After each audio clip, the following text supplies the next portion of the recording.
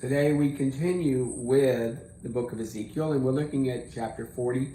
41 through 43 talk about the temple. Then we have a few chapters that talk about the ordinances, how the priests are going to work, etc. Very similar to what we've seen in the Pentateuch, and then it was reiterated with some of the kings on what people are supposed to be doing.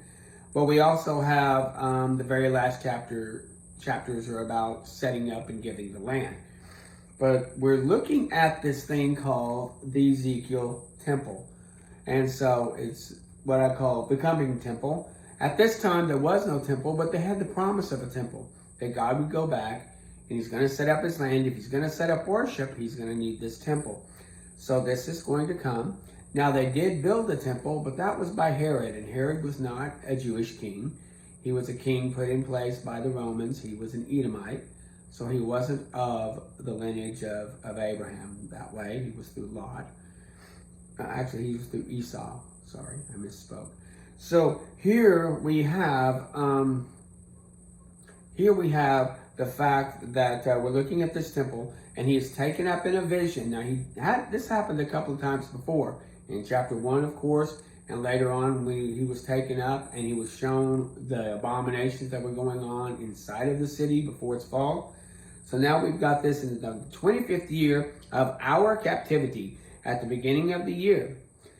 And it says it's in the 10th day of the month, in the 14th year after the city had been smitten. So this is 14 years after the fall of Babylon. Ugh!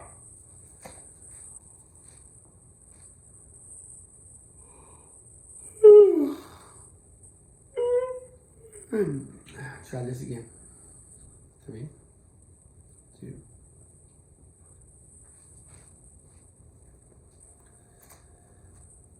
Here we continue with the book of Ezekiel. We're in chapter 40, and we have 48 chapters in this book, and it gets broken up to where we have a few chapters that talk about the temple, a coming temple. Then we have a few chapters that talk about the ordinances, how the Levites and how the priests will work, and then we talk about how the land is distributed. So here we're going to be talking about the temple for a few chapters. And it's interesting that you can see that this temple is going to be more grandiose even than Solomon's temple. Now we have to realize that Solomon's temple had been destroyed. In fact, it says here it was destroyed 14 years ago. He has this vision. I mean, they've been sitting around with complete devastation for their nation, for their culture. Everything had been taken away. Zedekiah had been killed. All the nobles were killed. It looked like it was the end of the show. And here, God is giving them this vision 14 years later. And he tells them, and God tells him to tell them. But he is taken up with this vision, just like he did a couple of times before. And here he goes, and he was, in the visions, God brought me into the land of Israel and set me on a very high mountain, which was by the frame of the city on the south. So he was set up high where you can look down on the city, and he saw this temple, and he's going to measure the temple. Now this temple is there in his vision, but it's not there, of course, in the physical reality. And the man brought me up, and behold, there was a man with the appearance of brass, and with a line of flax in his hand and a measuring rod. So a line of flax is like a rope that you would use to measure things with. But you also have a measuring rod. So he's going to use a rope, like a measuring rod, and then he's going to use this rod. And it says here that the rod, it says that he's outside the house, and behold, there was a wall on the south side, and the man had a measuring rod of 6 cubits by the cubit of a cubit and a man's handbreadth. So actually, this was more than 20 inches. Usually the cubit is about 20 inches. It probably would have been closer to 24. So we can call this 2 foot. So when you see, he talks about this is 6 cubits high. So that would make it 12 foot tall. So he has a 12 foot tall measuring rod that he's using to measure this temple. Now, I'm not going to go specifically into all the measurements. You can do that for yourself. It's a good read. This picture that I found on the internet, I've looked at several pictures and I've looked at several videos. I want to put a video with this right after it. I don't know if it's going to stand the test of time. I don't know if it's going to stay. Sometimes those things get copyright strikes. Sometimes They take them off after time, so it's not from me, but it's a nice video that shows you what would happen if you went in and what you would see and all these the dimensions. I'm not going to go into that. Here's this picture that I wanted to show you. And so I'm going to get it close and we'll reference this. And I might bring it up close again a few times so we can see certain things that are important here. But you'll see how I've set it up to where you have, this is the east over on this side. And of course, this is west, south, and north. So you get an idea of how it's facing. You get an idea how there's a wall in the back. So there's no entrance to the west. You have a north and a south and the east gate. And they will tell you later on that the east gate will be closed off so people can only come in through the north and south. Messiah himself will have the east gate. And so we have this setting up here, and this is different than any temple. If you get a little closer, it looks different than any temple. Like I was saying, there hasn't been a temple like this made yet. And so, like I was saying, that the temple that was made by Herod that Christ knew was not like this. It was a different temple. So we're going to see this temple come into the earth, and many believe that it'll be in the time of the reign of Christ, the time of the Jewish Messiah, that he will make this temple. Even many Jewish scholars believe that. So, but in the interim, because we know a little bit of the future based upon Daniel and Jesus talking about the abomination of desolation, that worship is going on at a temple, maybe not this temple, but a temple. So actually, when it's all said and done, there is, of course, Solomon's temple, Herod's temple. There'll be the one that comes that we believe that it will be where the abomination of desolation will come about. And then the fourth one will be the one that Messiah sets up. So we're looking at the blueprints of Ezekiel's temple vision. And he saw this again from the south looking in. I won't do all the measurements and the metrics and all of that. I'll leave that for you. I'm not going to go into, when he does this many cubits and stuff. We get the idea. You can kind of get an idea. I'll probably take this down and show some other things when we get closer. What we're talking about. So behold, a wall on the outside of the house, and the man's hand used a measuring rod. And he took me to the gate which looked towards the east. So he took him to this gate, the east gate. And he measured it, the threshold of the gate. And behold, it was 1 reed broad. And with every little chamber, there was 1 reed alongside. Even the little chambers were 5 cubits, and the threshold of the gate, and the port of the gate was by a reed. Now, in the video, it shows it better, but this thing has chambers inside of here. And of course, when you're looking at a reed, that's 12 by 12 or something like that. So those could be inside of here. Those were even window slats that are on the side. So you have little chambers in here that you cannot see in all of those things. There are chambers that are there. And he talks about measuring the porch, which is this little walkway here that you see. In the picture, you'll see a porch. When I bring this back up closer, you can see it a little better. And even make a snapshot for yourself. There's little chambers on the east. And he will define these gates and these houses separately. So you will find where there's some repetition. But he's wanting to make sure you understand to get the blueprint correctly. It reminds me of times that we saw where he said, this king gave this many wagons and this much silver and this much olive and this much gold and this much. Then this other king gave this much silver, this much gold, this many wagons, this much olive oil. And it went through all 12 of the princes who brought the same amount of gold, the same amount, You remember that from back in the history of Israel. There's many times when he will go into more detail than probably we would utilize as a Christian, but none yet. This is about God. This is what God wants to create, and he's sharing it with the world. He's sharing it with the Jews. He's sharing it with us. We need to marvel at what God is seeing, what he is wanting, what he's going to build. This is his idea, and he's going to do it. We should read this and marvel at what he's going to be doing. So don't get bound up when we hear the same words again, because you're going to hear some of the same words. I'm not going to try to repeat myself too much in this because I think you get the flavoring. He talks about the entryway was 10 cubits and the height was 13 cubits. That's right here. So you've got these cubits going. And he measured the gate on the roof of the little temple, and the breadth was 25 cubits, and the door was against the door. And he also looked at the face of the gate entrance, and he measures that. And there are narrow windows. He talks about the narrow windows that we see in the picture. I'll pull it up again. But look for those windows. And he brought me into the outer courtyard, and lo, there were chambers in the pavement around the courtyard, and these chambers were upon the pavement. We're looking at these chambers written, the chambers that are around them there. So there's places there for the priests and for storage and whatnot. And he measured the breast and the forefront of the lower chambers of the outer court without, eastward and northward. So as he goes across and he measures how far it is in, and it's 100 cubits. He talks about the little chambers and the windows and the archways again. And he brought me to the south, which is this one over here. You know, well, that's actually west. East. Yeah, west has nothing, sorry. The south would be this one. So he brings you to the south. And again, talks about the same thing, how it's put up the same way. And it has the same kind of cubits and the same kind of archways. And the same kind of porch. And there's little chambers there. And the archways were made this way. And he brought me to the inner court towards the east. So we're going to the inner court area now. We're going to the inner area now. So we've been on the outer court measuring things. And like I said, I'm going a little fast over it. I don't want to bore anyone with these little, with the diameters and stuff. But do take a look at it and get a feel for the dimensions.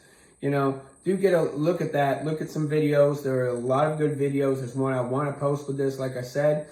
It gives you going in through the gate and what you're going to see and how it's going to look. It even puts the cherubims.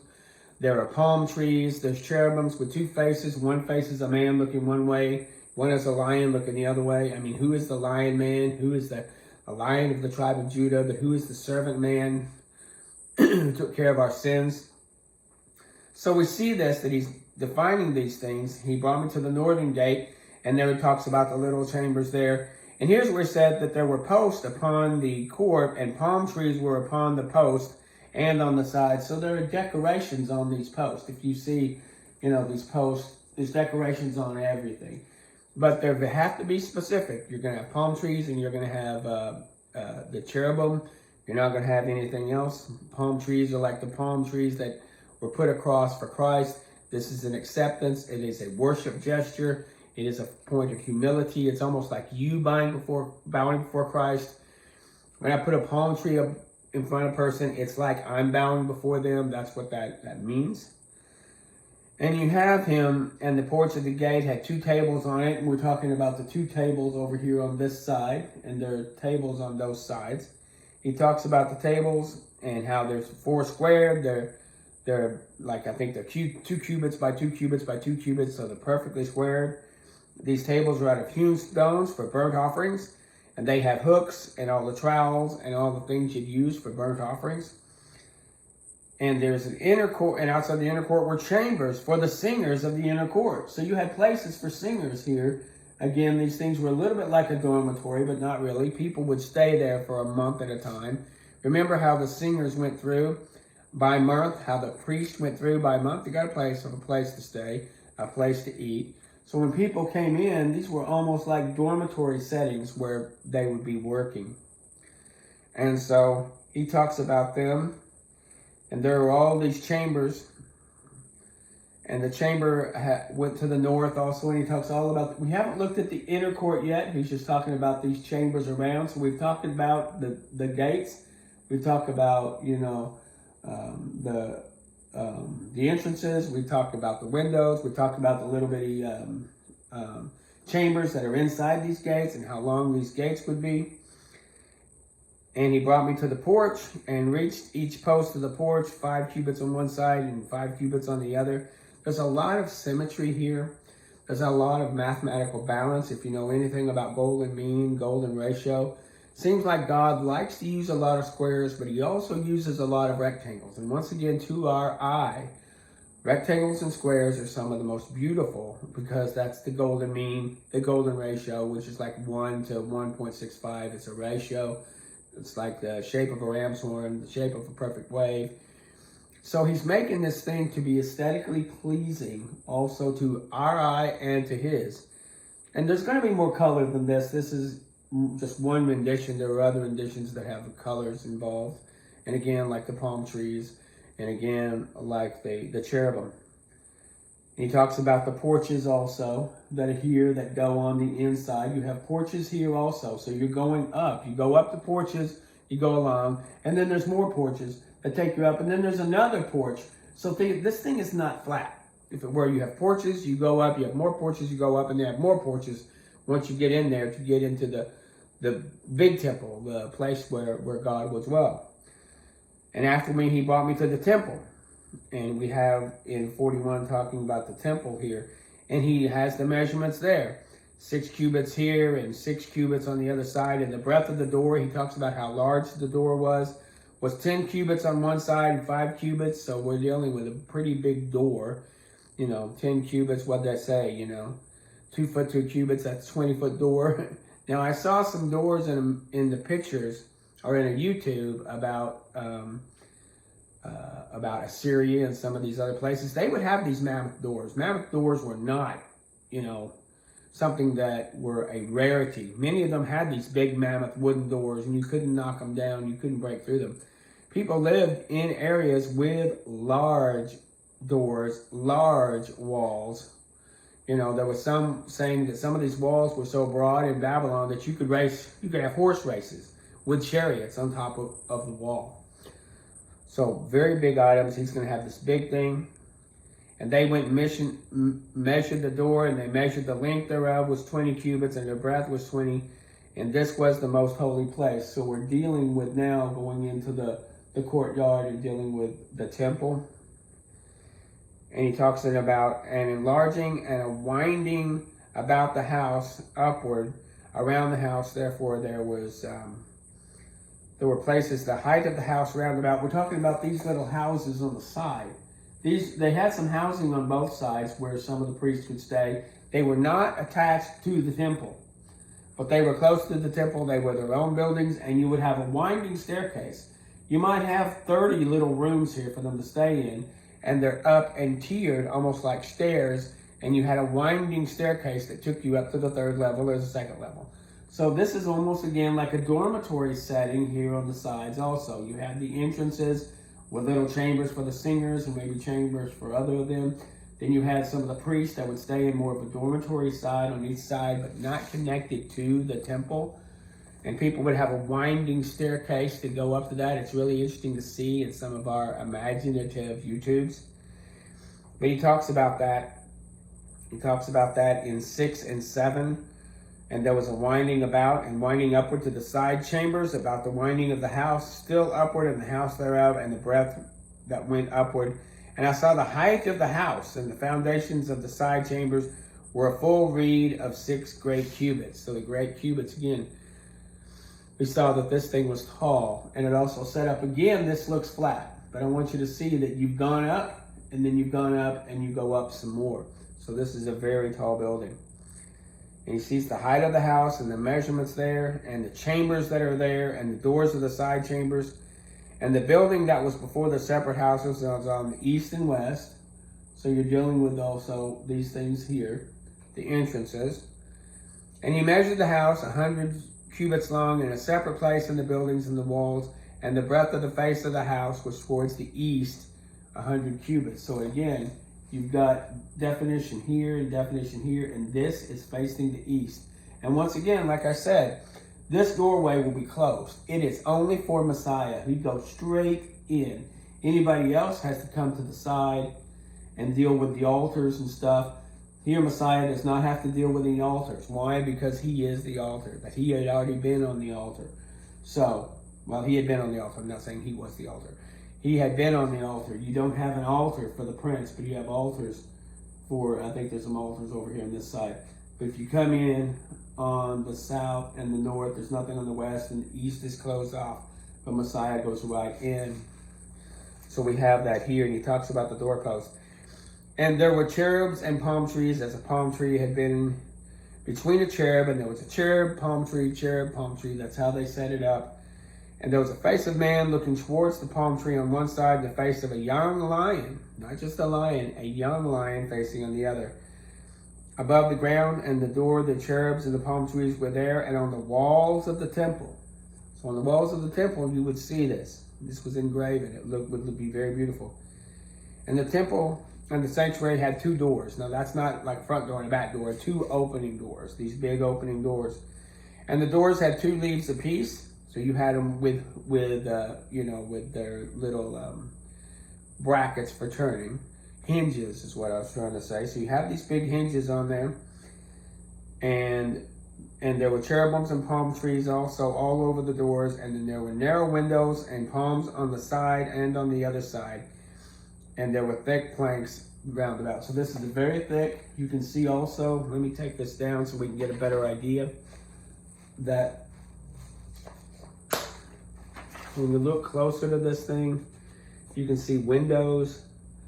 Again, you can see windows on the side. And like I said, I've got a video I want to show you, but you're going to see that it's big. You can't see the big doors. You'll see it in the video. You can see where you have, again, the entrances, the chambers. You have these poles that were put up. I'm not sure why they're there. Some of this I don't know exactly why God did it that way, but he's got his aesthetic.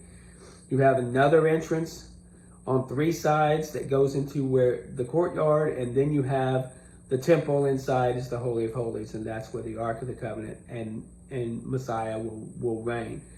You have windows for him, having light coming in. This is going to be a very interesting thing. And like I said, this doesn't do it justice. This is just an artistic rendition like many of the things I've shown you. There are no pictures in the Bible. And when you look at about 3 to 4 chapters can actually tell exactly how wonderful this is going to look. But we get our imaginations. But this temple is coming. This temple is coming. And like I said, my belief, as with many of the scholars, Jewish scholars that I've read the writings and stuff, that Messiah will build this temple. They don't think Jesus is the Messiah, but they will agree that Messiah will build this temple. Now, there is conflict on some men are saying, well, men will build the temple and Messiah will come. Or Messiah will build the temple and then men will help him build it. Either way, Messiah is involved, and we know who that Messiah is. He's Jesus. So this is wonderful stuff we're going to look at. Again, don't get bogged down, and then we'll finish this, do Daniel, and then we're on to the New Testament. I'm not in a hurry. I'm not in a foot race. I'm just excited to see what's coming next. Thank you.